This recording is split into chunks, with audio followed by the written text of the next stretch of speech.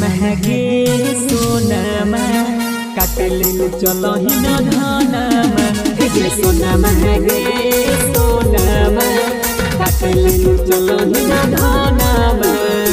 हाथ में बनिया माथा पर तुली ले न खाना सोना महगे सोनमा काटले चलो ही न धनमा हे सोना महगे सोनमा काटले चलो ही न धनमा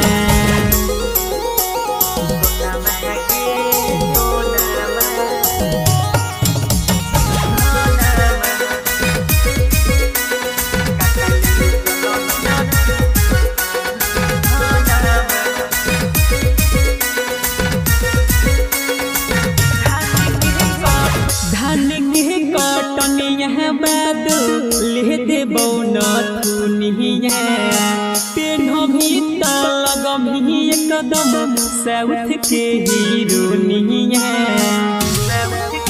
अहे धान के कटनिया बाद ले देबो न थुनिया पेन्हो भी त लगमी एकदम साउथ के हीरोनिया हमारा संगे काटम ही धान लहगलो रहतोगे मना मना सोना महगे सोना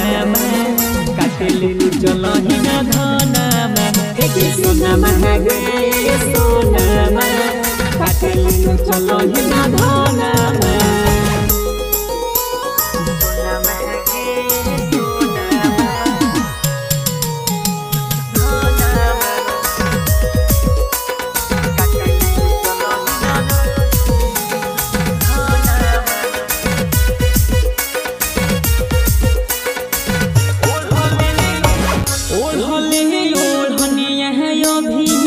नये नये दुल्हनिया